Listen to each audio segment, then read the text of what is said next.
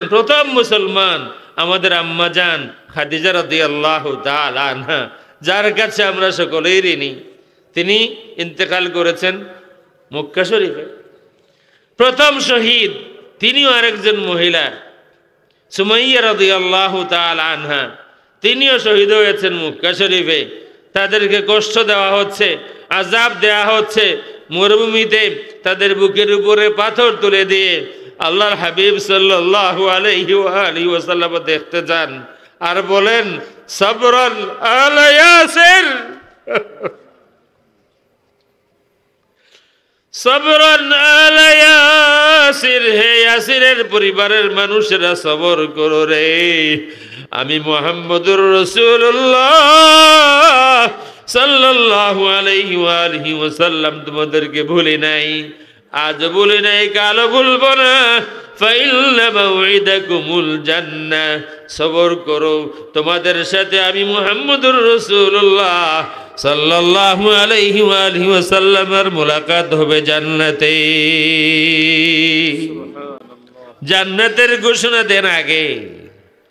আমাদের বাংলাদেশে ওয়াজ হয়, হাসরের দিন আল্লাহ রসুলের আমলনামা ওজন হবে, আমলনামা না, আল্লাহর রসুলের নেকি এবং গুনাহ ওজন হবে, আর আল্লাহ রসুলকেও পেরেশান থাকবেন, ফেল করে তাকিয়ে থাকবেন। এটা ওয়াজ, এটা ওয়াজ হয় বাংলাদেশে, এই ওয়াজও হয়। আফসোস হলো এই ওয়াজও এই বাংলাদেশে হয় যে আল্লাহ রসুল জানেন না, নিশ্চিত না জান্নাতে যাবেন না জাহান্নামে যাবেন, হাসরের দিন আমলনামা ওজন করে দেখা হবে, আর রসুলও খুব পেরেশান থাকবেন, ফেল করে তাকিয়ে থাকবেন। তার মানে কি বুঝাইতে চায়, তোমরা যে রসুলের কাছে শাফাআতের আশা করো, উনারই তো খবর নাই কিয়ামতের দিন উনার আমলনামা ওজন হবে আগে। যদি কোনোভাবে নেক আমল কিছু বেশি হয়ে যায় তাইলে তিনি জান্নাতে যাবেন, আর যদি না হয়,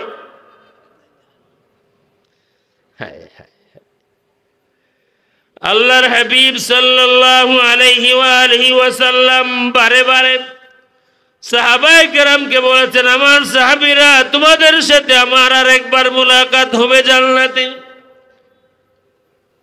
সুমাইয়া রাদিয়াল্লাহু তাআলা আনহা, তার স্বামী ইয়াসির রাদিয়াল্লাহু তাআলা আনহু, তাদের ছেলে আম্মার রাদিয়াল্লাহু তাআলা আনহু, তাদের পরিবারকে যখন আযাব দেয়া হচ্ছে, কষ্ট দেয়া হচ্ছে, জুলুম করা হচ্ছে, আল্লাহর হাবিব সাল্লাল্লাহু আলাইহি ওয়াসাল্লাম পাশ দিয়ে যান, তাদেরকে বেহেশতের সুসংবাদ দেন আর বলেন, সাবরান আলা ইয়াসির, হে ইয়াসিরের পরিবারের মানুষেরা সবর করো রে, ফাইন্না মাউইদাকুমুল জান্নাহ, তোমাদের সাথে আবার আমার মুলাকাত হবে আল্লাহর বানানো জান্নাতে। আল্লাহর হাবিব সাল্লাল্লাহু আলাইহি ওয়াসাল্লাম উহুদের ময়দানে, উহুদের জিয়ারতে গিয়েছেন জীবনের শেষ বছর।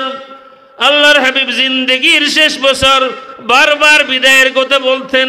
মুআয বিন জাবাল রাদিয়াল্লাহু তাআলা আনহুকে বিদায় দিচ্ছেন, ইয়েমেন যাবেন। আল্লাহর হাবিব সাল্লাল্লাহু আলাইহি ওয়াসাল্লাম তাকে নিয়ে গেলেন সানিয়াতুল ওয়াদা পর্যন্ত। সাধারণ নিয়ম, সানিয়াতুল ওয়াদাতে আল্লাহর রাসূল বিদায় দিয়ে দেন, অথবা সেখানে যাওয়ার পরে কাউকে ইস্তেকবাল করেন, ওয়েলকাম করেন, বাইরের থেকে কেউ আসতেছেন, আল্লাহর হাবিব সানিয়াতুল ওয়াদা থেকে যাই আগায়া নিয়ে আসেন। আল্লাহর হাবিবের কোনো সাহাবী, কোনো দায়িত্বশীল সাহাবী কোথাও যাবেন, আল্লাহর হাবিব তাকে নিয়ে সানিয়াতুল ওয়াদাতে যান, সেখানে বিদায় দেন। আল্লাহর হাবিব সাল্লাল্লাহু আলাইহি ওয়াসাল্লাম মুআয বিন জাবাল রাদিয়াল্লাহু তাআলা আনহুকে বলেন, মুআয বিসমিল্লাহ, যাও, রওনা হয়ে যাও। মুআয বিন জাবাল রাদিয়াল্লাহু তাআলা আনহু উটের উপরে সওয়ার হয়ে যান, উট চলতে শুরু করে। অন্যান্য সময় কাউকে বিদায় দিলেন, আল্লাহর হাবিব দাঁড়িয়ে থাকেন, সাহাবীরা চলে যান দূর দূর পর্যন্ত, আল্লাহর হাবিব নজর করে থাকেন। কিন্তু এই দিন আল্লাহর হাবিব দাঁড়িয়ে রইলেন না। মুআয বিন জাবালের উট হাঁটতে শুরু করে, পাশে পাশে আল্লাহর হাবিব সাল্লাল্লাহু আলাইহি ওয়াসাল্লাম হাঁটতে শুরু করেন। মুআয বিন জাবালের দিকে নজর করে বলেন, হে মুআয, যাও, তোমাকে আল্লাহর হাওয়ালা করে দিলাম। মুআয, হয়তো এমন হবে তুমি যখন ফেরত আসবে আমার সাথে তোমার আর মুলাকাত হবে না রে মুআজ। আবার যখন ফেরত আসবে তুমি আমার কবর আর আমার মসজিদের পাশ দিয়ে অতিক্রম করবে। এই কথা শোনার পর মুআজ বিন জাবাল কান্নায় ভেঙে পড়েন। আল্লাহর হাবিব সাল্লাল্লাহু আলাইহি ওয়াসাল্লামের চোখেও পানি চলে আসে। আল্লাহর হাবিব মদিনা শরীফের দিকে নজর করেন, মুখ ফিরাই আনেন আর বলেন, মুআজ, মানুষ মনে করে যারা আমার কাছে তারাই শুধু আমার কাছে, তা না, অনেক মানুষ বহু দূরে থাকবে কিন্তু হাসরের ময়দানে সে আমার কাছে থাকবে। সে এখন দূরে, হাসরের ময়দানে সে আমার করিব হবে, শরীক হতে। বলার মকসুদ হলো যে একজন মানুষ সে তার বাবাকে হত্যা করেছে, এরপরেও আল্লাহর দয়া রসুলের খাতিরে আল্লাহ রাব্বুল আলামিন তার চেহারাকে পশুর চেহারা বানায়া দেন নাই।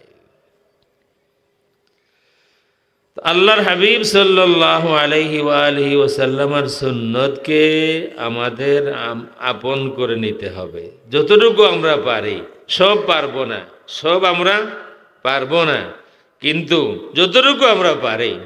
ওই যে সাইয়্যিদ সাহেব বললেন, কুন মুহাম্মাদিয়ান, বিশ্বাস করেন আমার জীবনের কয়েক শত ঘন্টা আমি এই কথা নিয়ে আমি কল্পনা করেছি। কত সুন্দর এই কথা, কত সুন্দর, কত দামি এই কথা। তুমি মুহাম্মদী হয়ে যাও, মানে তুমি মুহাম্মদুর রাসূলুল্লাহর কেউ হয়ে যাও। ফজরের পরে একে একে সাহাবায়ে কেরাম আসেন, আল্লাহর হাবিব সাল্লাল্লাহু আলাইহি ওয়াসাল্লাম থেকে বিদায় নিয়ে যান। যার যার মকসুদের কথা বলেন, আল্লাহর হাবিব দোয়া করে দেন। কিসমতে আমাদের নাই, ১,৫০০ বছর পরে এসেছি, এই কারণে কিসমতে হলো না। সকাল তো আমাদের হয়, ফজরের ওয়াক্ত তো আমাদের মসজিদে হয়, কিন্তু নসিবে নাই। ফজরের নামাজের পরে রসুলের দিদার হবে, মনের কথা খুলে বলবো, রসুল দোয়া করে দিবেন। আর ফিরে আসা পর্যন্ত আল্লাহর হাবিব সাল্লাল্লাহু আলাইহি ওয়াসাল্লামের দিলে আমার নাম বাকি থাকবেই, নসিব নাই। বস্তা পরিহিত একজন যুবক সামনে এসে হাজির হয়েছে। আল্লাহর হাবিব সাল্লাল্লাহু আলাইহি ওয়াসাল্লাম প্রশ্ন করেন, হে যুবক, তোমার নাম কি? যুবক জবাব দেন, আমার নাম আব্দুস শামস। আল্লাহর হাবিব সাল্লাল্লাহু আলাইহি ওয়াসাল্লাম বলেন, তোমার কে আছে? বলেন, আমার কেউ নাই, আমার সব ছিল, কিন্তু আমি আপনাকে মহব্বত করেছি, এই কারণে এখন আমার আর কেউ নাই। আমি এতিম, বাবা আগেই মারা গিয়েছেন। চাচার সম্পত্তিতে আমি ভাগ পেয়েছিলাম, চাচার পরিবারে বড় হয়েছি, লালিত পালিত হয়েছি, মা আমার সেখানেই। মানুষের মুখে মুখে শুনে আমি আপনাকে মহব্বত করে ফেলেছি। একবার আমার মনে আসলো, রাস্তার মানুষের কাছ থেকে যেই নবীর কথা বহুবার শুনেছি, আমি কেন নবীর খেদমতে হাজিরি দেব না?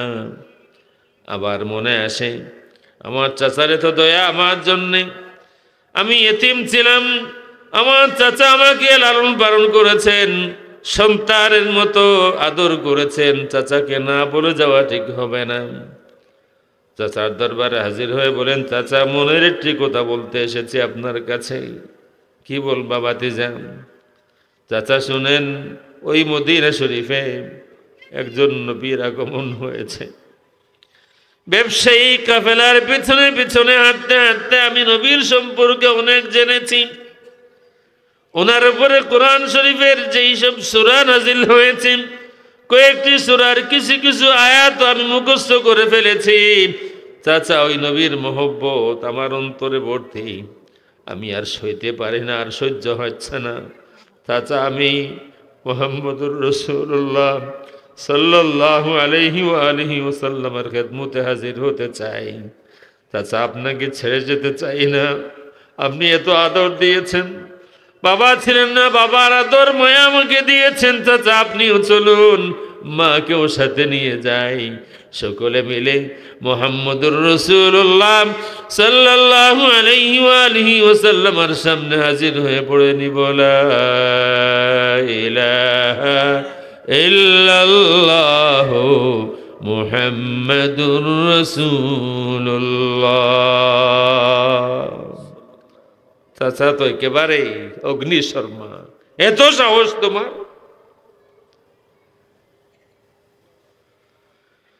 বাতিজা বললেন, চাচা আপনি যা ইচ্ছা করতে পারেন, দুনিয়া ত্যাগ করতে পারবো, বাবা তো আগেই নাই, আপনার সম্পত্তির কোনো মায়া আমার দিলে নাই, আপনাকেও ত্যাগ করতে পারবো, প্রয়োজনে মাকেও ত্যাগ করতে পারবো, কিন্তু যেই নবীর মহব্বতকে অন্তরে জায়গা দিয়েছি, যত জুলুম করেন না কেন আমি নবীর মহব্বতকে অন্তর থেকে বের করে দিতে পারবো না। বের করে দিল চাচি, যাও, আমার সম্পত্তিতে তোমার কোনো অংশ নাই, বের হয়ে যাও। শুধু এমন না, আমার দেওয়া যত কাপড় চোপড় আছে এগুলি খুলে রেখে যাও। সব খুলে রাখা হলো। উলঙ্গ অবস্থায় মায়ের সামনে গিয়েছেন, মা এরপরও আমি যাব, এরপরও আমি যাব, আমি রাসূলুল্লাহর খেদমতে হাজির হতে চাই। মা বলেন, বাবা তোমার চাচার রহমতে আমি তোমাকে রাখতেও পারবো না, আর তোমার যে অবস্থা তোমাকে এমনিতে রাখাও যাবে না, তোমার বাবা তো বহুদিন আগে বিদায় নিয়েছেন, তোমাকে দেওয়ার মতো কোনো কিছু আমার কাছে নাই। আমার কাছে একটা বস্তা আছে, এটা তোমাকে দিতে পারি, এটা 2 ভাগ করে 1 ভাগ দিয়া লুঙ্গি বানাতে পারো, 1 ভাগ দিয়া চাদর বানায়া তোমার যেদিকে ইচ্ছা মন চলে যাও। এই 2 টুকরা বস্তা পরে আল্লাহ রসুলের দরবারে হাজির হয়েছেন। আল্লাহ রসুল যখন শুনলেন, উনি বলতেছেন, ইয়া রাসূলুল্লাহ আমার কেউ নাই, আমি সব ত্যাগ করে আপনার কাছে এসেছি। আল্লাহ রসুল বলেন, হে যুবক, কে বলেছে তোমার কেউ নেই? আমি তো আছি। কে বললো তোমার কেউ নেই? আমি আছি, আজকে থেকে তুমি আমার মেহমান। এই যে রসুল বলেছেন আজকে থেকে তুমি আমার মেহমান, যুবক জামাতের সময় ছাড়া রসুলের দরজার সামনে বসে থাকতেন। রসুল বলেছেন আমি তার ঘরের মেহমান। রসুলের ঘর তো আর বিশাল বালাখানা না যে এতটা রুম আছে, 1 রুমে থাকবেন। আল্লাহ রসুল যে রুমে দেখেন আমাদের কোনো একজন আম্মা যান সেখানে, সুতরাং রুমের ভিতরে কোনো জায়গা নাই, রুমের বাইরে বস্তা দিয়া হোক আর খেজুরের ডাল দিয়া হোক, যে দরওয়াজা আছে বাইরে বসে থাকেন, কারণ আমার কেউ নাই। রসুল বলেছেন আমি তার মেহমান। রসুল বললেন, তোমার নাম আজকে থেকে আমি দিলাম আব্দুল্লাহ, তুমি আর আব্দুল শামস না, তোমার নাম আমি দিলাম আব্দুল্লাহ। সকলেই জানতেন আব্দুল্লাহ রসুলের আব্দুল্লাহ, মুহাম্মদুর রাসূলুল্লাহর আব্দুল্লাহ, রসুলের মেহমান আব্দুল্লাহ। এক যুদ্ধের সময় আল্লাহর হাবিব বলেন, আব্দুল্লাহ তুমি চলো আমার সাথে। নিয়ে গেলেন যুদ্ধের ময়দানে। যাচ্ছেন, রাস্তায় এক জায়গায় রাত কাটানোর জন্যে তাবু ফেলা হলো। আল্লাহর হাবিব বলে দিলেন, সবাই যার যার তাবুতে যাও, বিশ্রাম করো, আরাম করো ফজর পর্যন্ত বা শেষ রাত পর্যন্ত। তাহাজ্জুদের সময় ঘুম ভাঙ্গে আব্দুল্লাহ ইবনে মাসউদ রাদিয়াল্লাহু তাআলা আনহু। হঠাৎ দেখেন মাঠের এক কোনায় একটা বাতি জ্বলতেছে। ওনার মনে সন্দেহ হয় যে আর কোনো বাতি নাই, এই কোনায় বাতি, এটা সন্দেহজনক। তাড়াতাড়ি যান, যায় তিনি যা দেখেন, তামাম জিন্দিগি আফসোস করতেন তিনি বলেন যে আমি যাই দেখলাম এটা কবর খনন করা হয়েছে, কবরের ভিতরে দাঁড়িয়ে আছেন রাহমাতুল লিল আলামিন মুহাম্মদুর রাসূলুল্লাহ সাল্লাল্লাহু আলাইহি ওয়া আলিহি ওয়াসাল্লাম। কারো জন্যে কবর খনন করা হয়েছে, আর এই কবরে আল্লাহ রসুল দাঁড়িয়ে আছে। একটি বাতি নিয়ে দাঁড়িয়ে আছেন বিলাল রাদিয়াল্লাহু তাআলা আনহু। দুজন সাহাবী আবু বকর এবং ওমর রাদিয়াল্লাহু তাআলা আনহুমা দুজন একজনকে গোসল দিয়ে কাফন পরাইয়া নিয়ে এসেছেন কবরের সামনে। আল্লাহ রসুল হাত বাড়ায় বলতেছেন, আবু বকর, ওমর, আমার আব্দুল্লাহকে আমার কুলে তুলে দাও। ওই আব্দুল্লাহ, আল্লাহর হাবিব সাল্লাল্লাহু আলাইহি ওয়া আলিহি ওয়াসাল্লাম সেই যুবক আব্দুল্লাহর লাশ মুবারক কুলে তুলে নিলেন, নিজ হাতে কবরে রাখলেন। কবরে রাখার পরে আল্লাহর হাবিব সাল্লাল্লাহু আলাইহি ওয়া আলিহি ওয়াসাল্লাম একটি দোয়া করে দিলেন। আল্লাহর হাবিব বললেন, হে আল্লাহ, গতকাল সন্ধ্যা পর্যন্ত আমি আমার আব্দুল্লাহর উপরে রাজি খুশি ছিলাম। ওগো আল্লাহ, তুমিও আমার আব্দুল্লাহর উপরে রাজি হয়ে যাও। আরে কিসমত, আরে কিসমত। রসুল কবরে দাঁড়িয়ে থাকবেন আর আপনার বা কারো লাশ রসুলের হাতে তুলে দেওয়া হবে, আর রসুল বলবেন, দাও আমার অমুকের লাশ আমার কুলে তুলে দাও। আর আল্লাহ রসুল নিজ হাতে কবরে লাশ রাখবেন, আর এরপরে দোয়া করবেন, হে আল্লাহ, আমার এই গোলামের উপরে, আমার মুখের উপরে গত সন্ধ্যা পর্যন্ত আমি রাজি খুশি ছিলাম, আল্লাহ তুমিও রাজি হয়ে যাও। এর থেকে কিসমত আর হয়? এর থেকে কিসমত আর হয় না। এই সিন দেখার পরে আব্দুল্লাহ ইবনে মাসউদ রাদিয়াল্লাহু তাআলা আনহু বলতেন, কাম তামান্নাইতু আন আকুনা সাহিবা হাদাল কবর। কত আশা মনের মধ্যে আমার ছিল যে হাই, এই কবর যদি আমার কবর হতো, এই কবর যদি আমার কবর হতো, যদি আমার কবরে রহমাতুল লিল আলামিন মুহাম্মদুর রাসূলুল্লাহ সাল্লাল্লাহু আলাইহি ওয়া আলিহি ওয়াসাল্লাম দাঁড়িয়ে হাত বাড়িয়ে বলতেন, দাও আমার মুখের লাশ আমার কোলে তুলে দাও।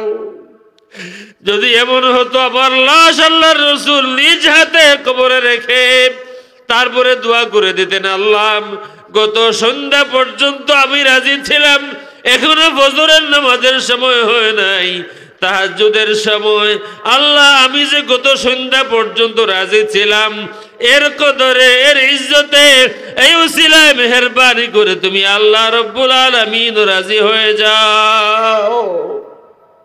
এর থেকে কিসমতের আর নাই। যুবক যারা আছেন, জীবন গঠন করার সময় আপনাদের সামনে এখনো সময় আছে। আল্লাহ যদি দয়া করেন, রসুলের যদি মায়ের নজর হয়ে যায়, মা বাবার দোয়া যদি থাকে, আপনিও পারবেন ইতিহাস সৃষ্টি করতে, আপনিও পারবেন জামানার ইমাম আবু হানিফা হতে, আপনিও পারবেন জামানার ইমাম বুখারী হতে, আপনিও পারবেন জামানার সাইয়্যিদুনা শাহজালাল হতে, যদি আল্লাহর দয়া হয়ে যায়।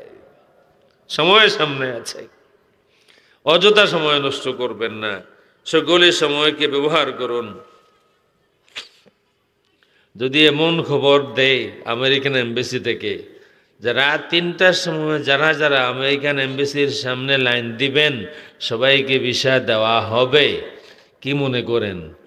আজকের রাতে যদি মনে করেন 2-3 দিন সময় দিয়া বলে যে অমুক দিন 30 ডিসেম্বর রাতে রাত 3টার সময় যারা লাইন দিবেন সবাইকে ভিসা দেওয়া হবে, কি চিন্তা করেন লাইন কত দূর যাবে? আমার মনে হয় ঢাকা থেকে চিটাগাং পুরা লাইনই হবে, আর ঢাকা থেকে সিলেটও পুরা লাইন হবে, সবাই লাইন দিব, ভিসা কনফার্ম। আমার যেদিন ভিসা হলো সেদিনও প্রায় 800 মানুষ ছিল লাইনে। আমার যেদিন ভিসা হলো সেদিনও 800 মানুষ ছিল। খুব মজার ঘটনা, এটা বলবো না। যাই হোক, যুবকদের উদ্দেশ্যে আমার এই কথা, আমি যে আয়াত তেলাওয়াত করেছি, ইয়া আইয়ুহাল্লাযীনা আমানু ইত্তাকুল্লাহা ওয়া কুনু মা'আস সাদিকিন। আল্লাহ রাব্বুল আলামিন ঈমানদারদেরকে উদ্দেশ্য করে বলেন, হে ঈমানদারেরা, ইত্তাকুল্লাহ, আল্লাহ রাব্বুল আলামিনকে ভয় করুন, ওয়াকুনু মা'আস সাদিকিন, এবং সত্যবাদীদের সাথী হয়ে যাও। আমাকে এখানে একজন যুবক বলেছিলেন, জীবন গঠনে আল্লাহ রসুল সাল্লাল্লাহু আলাইহি ওয়া আলিহি ওয়াসাল্লামের ইত্তেবা বা অনুসরণ। আমার মনে আসলো যে বিশাল বিষয় এটা। সংক্ষেপ আমি এক কথা বলি, যদি সকলের দিলে লাগে, যদি দিল গ্রহণ করে। এই আয়াত, ইয়া আইয়ুহাল্লাযীনা আমানুত্তাকুল্লাহা ওয়া কুনু মা'আস সাদিকিন, ইয়া আইয়ুহাল্লাযীনা আমানু, এই শুধু এই টুকরা নিয়ে আমার মনে হয় কয়েক ঘন্টার আলোচনা আছেন এটাই। ইয়া আইয়ুহাল্লাযীনা আমানু, হে ঈমানদার। সংক্ষেপ বলি, এই যত লক্ষ, 1,24,000 নবী রাসূল, বা আরো বেশি বা আরো কম, যারাই আছেন, এর থেকে কম না আরো বেশি, সকলেরই কিছু না কিছু ঈমানদার উম্মত ছিলেন। আল্লাহ রাব্বুল আলামিন কোন নবীর উম্মতকে আমার জানা মতে ইয়া আইয়ুহাল্লাযীনা আমানু বলে খেতাব করেননি। কারণ আল্লাহ যদি কাউকে বলেন হে ঈমানদার, তার মানে কি আল্লাহ রাব্বুল আলামিন স্বীকার করে নিলেন আমি ঈমানদার। কথাটা বোঝা গেছে? আল্লাহ যদি বলেন হে ঈমানদার, তার মানে আল্লাহ রাব্বুল আলামিন স্বীকার করে নিয়েছেন আমি ঈমানদার। তার মানে আল্লাহ রাব্বুল আলামিন আমাকে সার্টিফিকেট দিয়েছেন, আমাকে সনদ দিয়েছেন আমি ঈমানদার। তার মানে হলো আল্লাহ রাব্বুল আলামিন আমাকে যে মহব্বত করেন, আল্লাহ রাব্বুল আলামিন যে আমাকে তার আপন বান্দা মনে করেন, তার দলিল দিয়েছেন আল্লাহ রাব্বুল আলামিন ইয়া আইয়ুহাল্লাযীনা আমানু। কয়েক ঘন্টার আলোচনায় এই সার কথা হলো। ইয়া আইয়ুহাল্লাযীনা আমানু থেকে আমার কয়েক ঘন্টার রিসার্চ বা কয়েক ঘন্টার আলোচনায় সার কথা হলো, এখানে আল্লাহ রাব্বুল আলামিন স্বীকার করে নেন আমার হাবিব আপনার উম্মত ঈমানদার, আমি স্বীকার করি। আমার হাবিব আপনার উম্মত ঈমানদার, আমি সার্টিফিকেট দেই। আমার হাবিব আপনার উম্মতকে আমি ভালোবাসি, আমি মহব্বত করি, তার প্রমাণ আমি দেই। আমি প্রথমবারের মতো আপনার উম্মতদেরকে মদিনা শরীফে পৌঁছার পরে তাদেরকে খেতাব দিলাম ঈমানদার। মক্কি কোন সূরাতে ইয়া আইয়ুহাল্লাযীনা আমানু নাই। যতবার 89 বার আছে কোরআন শরীফে ইয়া আইয়ুহাল্লাযীনা আমানু, সব মদনী সূরাতে, সব মদিনায় নাজিল হওয়া সূরাতে। তার মানে হলো মদিনা শরীফে হিজরতের পরে ইমানের যে লেভেল হয়েছিল, আল্লাহ রাব্বুল আলামিন সেটাকে মানদণ্ড ঠিক করে নিয়ে আল্লাহ রাব্বুল আলামিন তাদেরকে ঈমানদার বলেছেন। অনেক প্রশ্ন আছে আমাদের মনে যে সাহাবায়ে কেরাম ওনারা সত্যের মানদণ্ড কি না। প্রথম কথা হলো আহলুস সুন্নাত ওয়াল জামায়াতের সর্বসম্মত সিদ্ধান্ত হলো, আমি জেনে শুনে দায়িত্ব নিয়ে বলছি, আহলুস সুন্নাত ওয়াল জামায়াতের সর্বসম্মত সিদ্ধান্ত হলো সাহাবায়ে কেরামের সমালোচনা করা যাবে না। লা নাযকুরু আহাদাম মিন আসহাবি রাসূলিল্লাহি ইল্লা বিখাইর, এটা আল ফিকহুল আকবরেও আছে, এটা আকীদা তাহাউইয়াতেও আছে। সুতরাং আহলুস সুন্নাত ওয়াল জামায়াতের সর্বসম্মত সিদ্ধান্ত হলো কোন সাহাবীর সমালোচনা করা যাবে না, আমরা করব না। তার মানে কি সাহাবায়ে কেরাম মাসুম নন, নিষ্পাপ নন, তারা আম্বিয়ায়ে কেরাম নন, তাদের আমরা সমালোচনা করব না। তাদের কোনো সিদ্ধান্ত নিয়ে আলোচনা সমালোচনার সুযোগ নাই সেটা আমি বলছি না, হয়তো আছে, কিন্তু আমার দায়িত্ব এটা নয়। আল্লাহ রাব্বুল আলামিন সাইয়্যিদুনা ওমর ইবনে আব্দুল আজিজ রাহমাতুল্লাহি তাআলা আলাইহি বলতেন, আল্লাহ রাব্বুল আলামিন আমার এই হাতকে হেফাজত করেছেন, আমার এই হাতে আল্লাহ রাসূলের কোন সাহাবীর ব্লাড স্পর্শ করে নাই। যদি সাহাবায়ে কেরামের সময় হলে, যেহেতু শেষ পর্যায়ে সাহাবায়ে কেরাম দুই দল হয়ে গিয়েছেন, যুদ্ধ হয়েছে, তো তিনি বলতেছেন যে আল্লাহ রাব্বুল আলামিন আমাকে এতটুকু দয়া করেছেন, আমার হাতে কোন সাহাবীর ব্লাড রক্ত স্পর্শ করে নাই। আমাদের উচিত নয় আমাদের জবানকে নাপাক করব তাদের গীবত করে। সুতরাং সাহাবায়ে কেরামের ব্যাপারে আহলুস সুন্নাত ওয়াল জামাতের সর্বসম্মত সিদ্ধান্ত হলো সমালোচনা করা যাবে না। কেউ যদি করেন এটা তার দায়িত্বে, তার পরিচয় তিনি করবেন। এটা আহলুস সুন্নাত ওয়াল জামাতের অন্তর্ভুক্ত কোনো মানুষ কোনো সাহাবীর সমালোচনা করতে পারে না। এবার আল্লাহ রাব্বুল আলামিন, আমি যে বললাম সাহাবায়ে কেরাম তো মদিনা শরীফেও ছিলেন না? মদিনা শরীফে প্রথম মুসলমান যিনি, মক্কা শরীফে, সাহাবায়ে কেরাম মক্কা শরীফেও ছিলেন। প্রথম মুসলমান আমাদের আম্মা জান খাদিজা রাদিয়াল্লাহু তাআলা আনহা, যার কাছে আমরা সকলেই ঋণী। তিনি ইন্তেকাল করেছেন মক্কা শরীফে। প্রথম শহীদ তিনিও আরেকজন মহিলা, সুমাইয়া রাদিয়াল্লাহু তাআলা আনহা, তিনিও শহীদ হয়েছেন মক্কা শরীফে। তাদেরকে কষ্ট দেওয়া হচ্ছে, আযাব দেওয়া হচ্ছে। মরুভূমিতে তাদের বুকের উপরে পাথর তুলে দিয়ে আল্লাহর হাবিব সাল্লাল্লাহু আলাইহি ওয়াসাল্লাম দেখতে যান আর বলেন, সাবরান আলা ইয়াসির, সাবরান আলা ইয়াসির, হে ইয়াসিরের পরিবারের মানুষেরা সবর করো রে, আমি মুহাম্মদুর রাসূলুল্লাহ সাল্লাল্লাহু আলাইহি ওয়াসাল্লাম তোমাদেরকে ভুলি নাই, আজ ভুলি নাই, কালও ভুলবো না। ফাইন্না মাউইদাকুমুল জান্নাহ, সবর করো, তোমাদের সাথে আমি মুহাম্মদুর রাসূলুল্লাহ সাল্লাল্লাহু আলাইহি ওয়াসাল্লামের মুলাকাত হবে জান্নাতে। জান্নাতের ঘোষণা দেন আগে। আমাদের বাংলাদেশে ওয়াজ হয়, হাসরের দিন আল্লাহ রসুলের আমলনামা ওজন হবে। আমলনামা না, আল্লাহ রসুলের নেকি এবং গুনাহ ওজন হবে, আর আল্লাহ রসুল খুব পেরেশান থাকবেন, ফেলফেল করে তাকিয়ে থাকবেন। এটা ওয়াজ, এটা ওয়াজ হয় বাংলাদেশে, এই ওয়াজও হয়। আফসোস হলো এই ওয়াজও এই বাংলাদেশে হয় যে আল্লাহ রসুল জানেন না, নিশ্চিত না জান্নাতে যাবেন না জাহান্নামে যাবেন। হাসরের দিন আমলনামা ওজন করে দেখা হবে, আর রসুলও খুব পেরেশান থাকবেন, ফেলফেল করে তাকিয়ে থাকবেন। তার মানে কি বুঝাইতে চায়, তোমরা যে রসুলের কাছে শাফাআতের আশা করো, উনারই তো খবর নাই কিয়ামতের দিন উনার আমলনামা ওজন হবে আগে।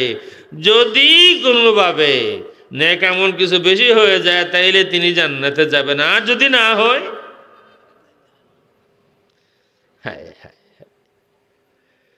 আল্লাহর হাবিব সাল্লাল্লাহু আলাইহি ওয়াসাল্লাম বারে বারে সাহাবায়ে কেরামকে বলেছেন, আমার সাহাবীরা তোমাদের সাথে আমার আর একবার মুলাকাত হবে জান্নাতে।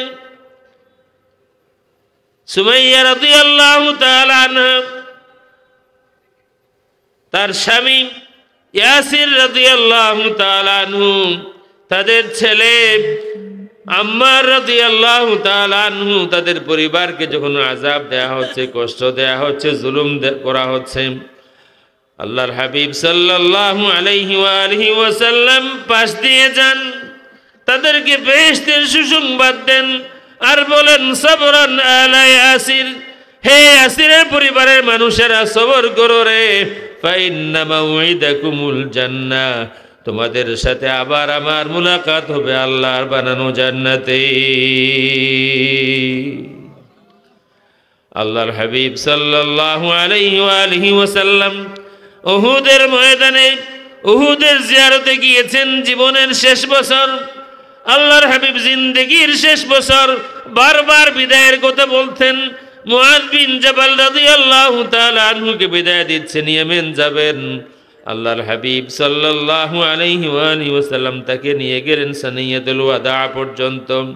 সাধারণ নিয়ম সানিয়াতুল ওয়াদাতে আল্লাহর রাসূল বিদায় দিয়ে দেন, অথবা সেখানে যাওয়ার পরে কাউকে ইস্তেকবাল করেন, ওয়েলকাম করেন, বাইরের থেকে কেউ আসতেছেন, আল্লাহর হাবিব সানিয়াতুল ওয়াদা থেকে যাই আগায়া নিয়ে আসেন। আল্লাহর হাবিবের কোনো সাহাবী, কোনো দায়িত্বশীল সাহাবী কোথাও যাবেন, আল্লাহর হাবিব তাকে নিয়ে সানিয়াতুল ওয়াদাতে যান, সেখানে বিদায় দেন। আল্লাহর হাবিব সাল্লাল্লাহু আলাইহি ওয়াসাল্লাম মুআয বিন জাবাল রাদিয়াল্লাহু তাআলা আনহুকে বলেন, মুআয বিসমিল্লাহ, যাও, রওনা হয়ে যাও। মুআয বিন জাবাল রাদিয়াল্লাহু তাআলা আনহু উটের উপরে সওয়ার হয়ে যান, ও চলতে শুরু করে। অন্যান্য সময় কাউকে বিদায় দিলেন, আল্লাহর হাবিব দাঁড়িয়ে থাকেন, সাহাবীরা চলে যান দূর দূর পর্যন্ত, আল্লাহর হাবিব নজর করে থাকেন। কিন্তু এই দিন আল্লাহর হাবিব দাঁড়িয়ে রইলেন না। মুআজ বিন জাবালের উট হাঁটতে শুরু করে, পাশে পাশে আল্লাহর হাবিব সাল্লাল্লাহু আলাইহি ওয়াসাল্লাম হাঁটতে শুরু করেন। মুআজ বিন জাবালের দিকে নজর করে বলেন, হে মুআজ, যাও, তোমাকে আল্লাহর হাওয়ালা করে দিলাম। মুআজ, হয়তো এমন হবে তুমি যখন ফেরত আসবে আমার সাথে তোমার আর মুলাকাত হবে না রে মুআজ। আবার যখন ফেরত আসবে তুমি আমার কবর আর আমার মসজিদের পাশ দিয়ে অতিক্রম করবে। এই কথা শোনার পর মুআজ বিন জাবাল কান্নায় ভেঙে পড়েন। আল্লাহর হাবিব সাল্লাল্লাহু আলাইহি ওয়াসাল্লামের চোখেও পানি চলে আসে। আল্লাহর হাবিব মদিনা শরীফের দিকে নজর করেন, মুখ ফিরাই আনেন আর বলেন, মুআজ, মানুষ মনে করে যারা আমার কাছে তারাই শুধু আমার কাছে, তা না। অনেক মানুষ বহু দূরে থাকবে, কিন্তু হাসরের ময়দানে সে আমার কাছে থাকবে। সে এখন দূরে, হাসরের ময়দানে সে আমার করিব হবে। বিদায়ের কথা বলতেন। উহুদে জিয়ারতে গিয়েছেন। জিয়ারতের অবস্থা দেখার পরে সাহাবী, মুসলিম শরীফের হাদিস, সাহাবী বলতেছেন যে কাল মুয়াদ্দিই লিল আহইয়াই ওয়াল আমওয়াত, আল্লাহ রাসূল এমন জিয়ারত করলেন মনে হলো আল্লাহ রসুল, আমরা যারা আছি, রসুলের সাহাবায়ে কেরাম যারা আছেন, রসুলের উম্মত যারা আছেন, জিন্দা এবং মুর্দা সবাইকে আল্লাহ রসুল বিদায় জানাচ্ছেন। আর এরপরে মিম্বরে খুতবা দিলেন যে তোমাদের সাথে, মুসলিম শরীফের হাদিস, বুখারীতেও আছে, তোমাদের সাথে আবার আমার মুলাকাত হবে হাউজে কাউসারে। আর আমাদেরকে ওয়াজ শুনতে হয়, রসুল তার নিজের খবরই জানেন না। কিয়ামতের দিন ফেল করে তাকিয়ে থাকবেন, আমলনামা ওজন করে সিদ্ধান্ত হবে।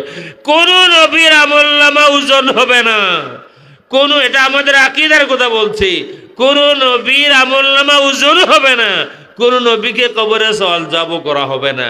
তারা কবরে সওয়াল জবাবের ঊর্ধ্বে, তাদের আমলনামা ওজন হবে তার ঊর্ধ্বে আম্বিয়ায়ে কেরাম, সাহাবায়ে কেরাম। তারা মাসুম নন, আমরা তাদের সমালোচনা করব না। আল্লাহ রাব্বুল আলামিন তো ইচ্ছা করলে সাহাবায়ে কেরামকে এই খেতাব, এই সনদ দিতে পারতেন মক্কা শরীফেই।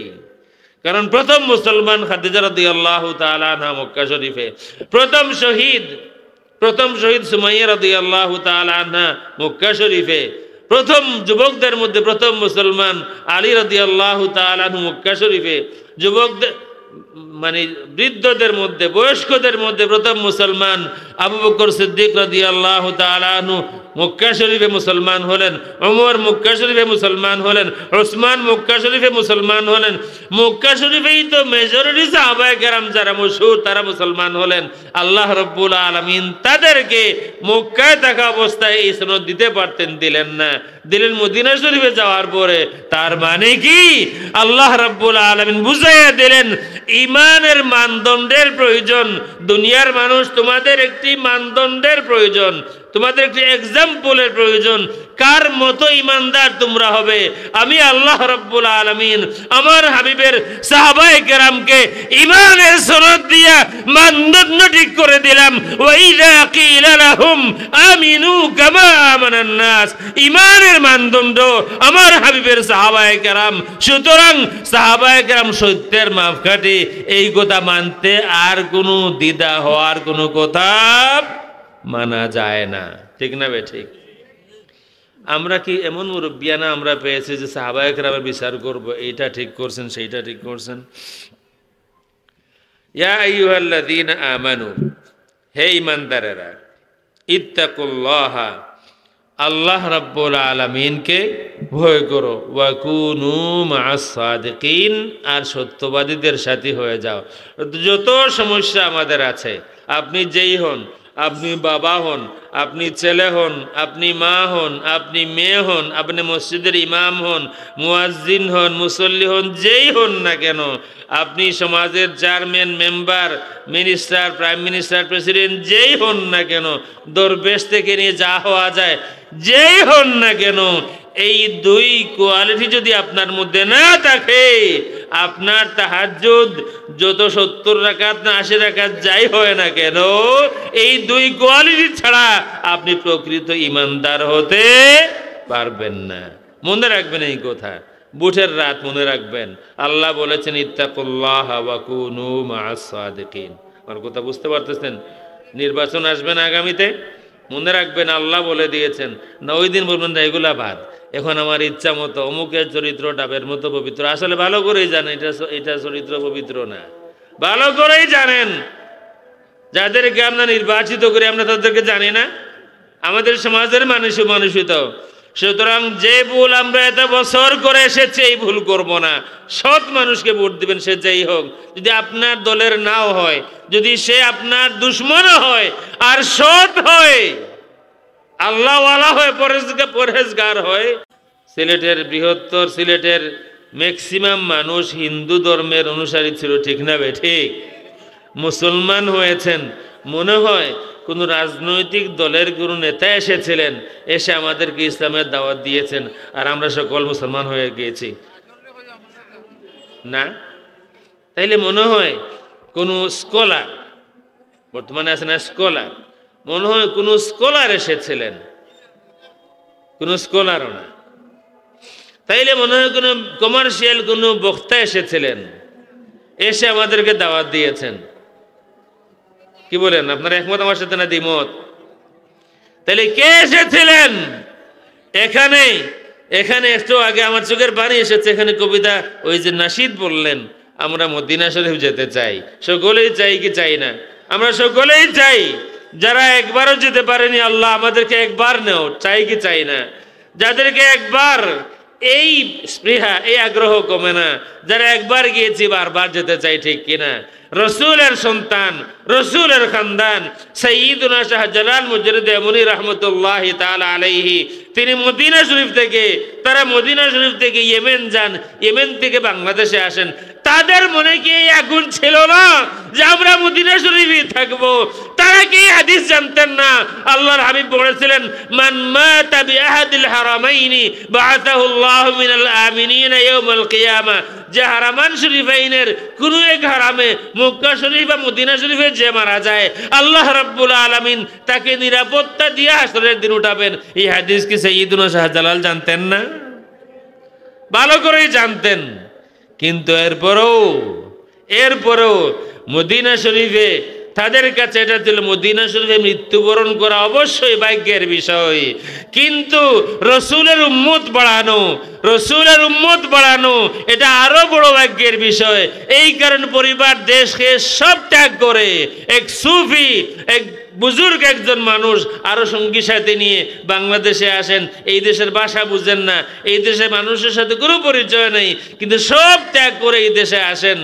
আপনারা যদি ইবনে বতুতার সফরনামা পড়েন, কবরের মধ্যে থাকতেন, একটা গাভী ছিল, গরুর গাভী, তার দুধ পান করতেন শুধু, আর সারা বছর রোজা রাখতেন।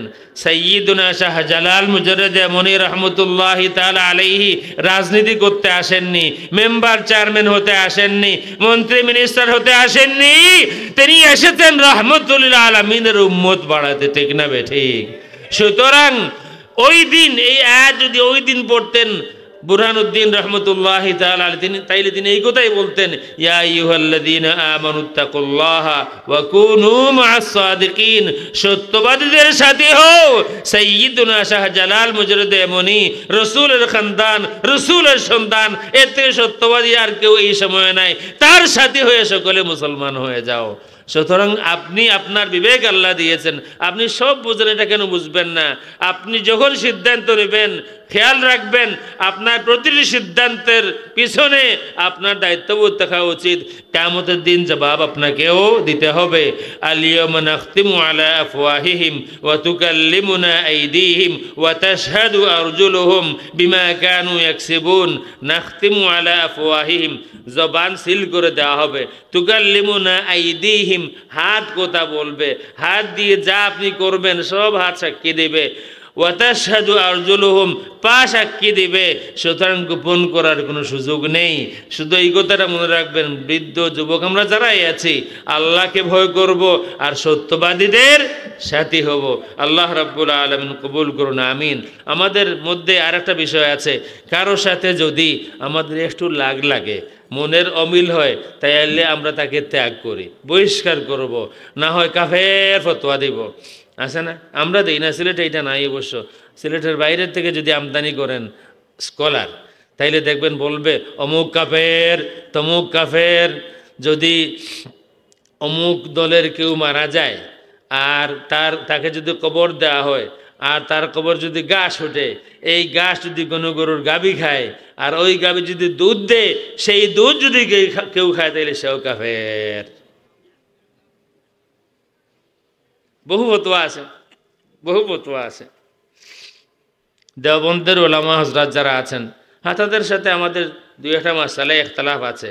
আমি শেখে কুড়িয়া শেখ আব্দুল করিম রহমতুল্লাহ আলাইহির আপন বাগিনা, আমার নানা, আমরা নানার কথা স্মরণ করি বেশি, কারণ আমাদের সাথে মিলে, সাইয়্যিদুনা আব্বাস আলী রহমতুল্লাহ তাআলা আলাইহি। সুতরাং আমরা ভালো করে সব লাইন জানি, পরিচয় কেন দিলাম, দুই লাইনই ভালো করে জানি। আমরা কিন্তু কাউকে কাফির বলি না, আমরা কাউকে কাফির বলি না। কিছু মাসালায় ইখতিলাফ থাকতে পারে, কিন্তু আমরা কাফির বলি না। আমার এই কথাটা মনে রাখবেন, সত্যবাদীদের সাথী হও। মানুষকে কাফির বানাইবার জন্য আমাদেরকে দায়িত্ব দেওয়া হয়নি। পারলে মানুষকে মুসলমান বানাও, পারলে কাউকে মুসলমান বানাও। কুন মুহাম্মাদিয়ান আলামিয়ান মুবাশশিরা, মুহাম্মাদি হও, সার্বজনীন হও, ওয়েলকামিং হও। তোমার ব্যবহার, তোমার আচার আচরণ, চলাফেরায় মানুষকে ইসলামের দিকে আহ্বান করো। তুমি মুবাশশির হও, মুনাফির না, মুনাফির হইও না।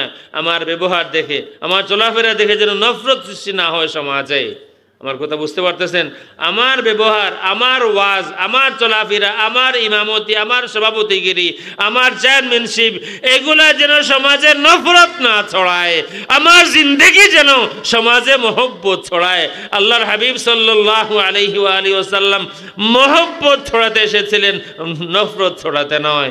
এই কারণে বলতেন বাশিরু ওয়ালা তুনাফিরু ওয়ালা তাকুন তাইফিয়ান মুতাআসসিবান মুনাফিরা। বিশেষ কোনো দলের হইও না, সাম্প্রদায়িক হইও না, আর নফরত বলা হইও না। আমরা আমাদের সকলের কিছু না কিছু দল আছে, কিন্তু আমাদের সবার, এই কথাটা বলে প্রশ্নের উত্তর আমি দেব,